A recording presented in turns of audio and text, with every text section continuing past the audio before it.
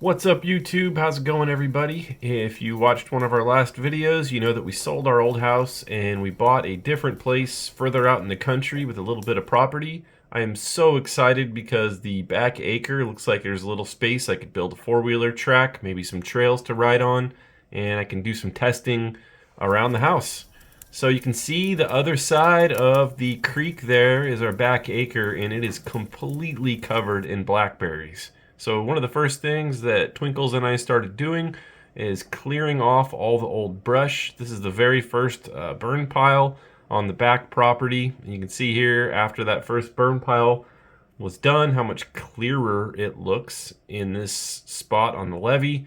Just kind of finished clearing out all this trash, all these blackberry vines and overgrown vegetation. And you can see the other side of the property over there that we haven't even touched yet. Here's Twinkles taking a break after we cleared up what was left.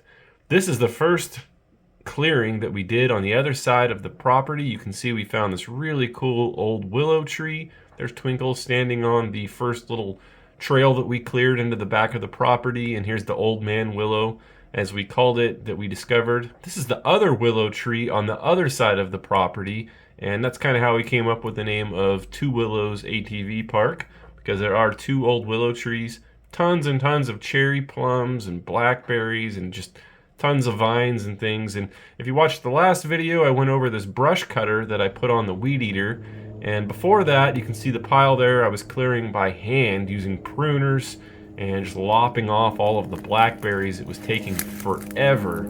So this new weed eater attachment is great at chopping through blackberries, and you can see right here is where I'm heading. That right there is going to be a road over to the east side of the property. I'm on the west side of the property right now, and this is the tunnel that we cut through to the old man willow tree. I'm just going to take you along a walk here. And we chopped all of this by hand using pruners and a chainsaw, just lopping our way as we went along. This is before I had the weed eater attachment, mulcher attachment for the Echo string trimmer that I showed you guys in the last video. So again, this is the string trimmer attachment, and I'm just going to go right on through here where I'm pointing and try and create a path. Here I am chopping my way through with the Echo. You can see I've got the blade on there, and it's just carving right through these old blackberry bushes. Even the established thicker blackberry bushes, it just cuts right through. This is over kind of more in the center of the property. I found another little spot where it looks like maybe we could build a crossing. It goes down to the creek kind of pond area. And here's a look at the property after I spent about an hour with that Echo string trimmer just carving my way through over to the other side. Well, I'd call that a success.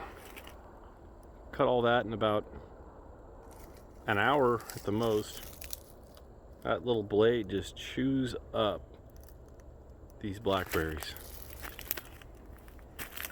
Carved right through here, about 10 feet wide. This was all over my head.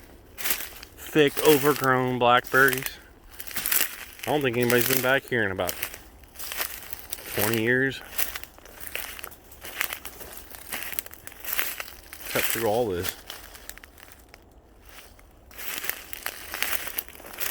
I mean, just thick blackberry over the head like that.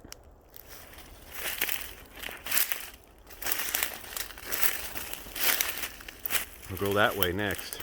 But this is what it was like. I mean, that's up over my head. That's, you know, I'm 6 feet tall. That's up in the tree 12 feet. That's twice as tall as I am. I use the pole on that weed eater with that blade to just reach up there. It just chews them up.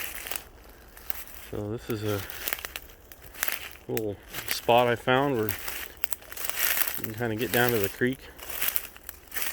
Maybe build a second creek crossing here. I don't know. I have a little ditch that feeds down into the creek. I just blazed my way on through all this. Can't believe how quick that did that. Over there's where we were at earlier.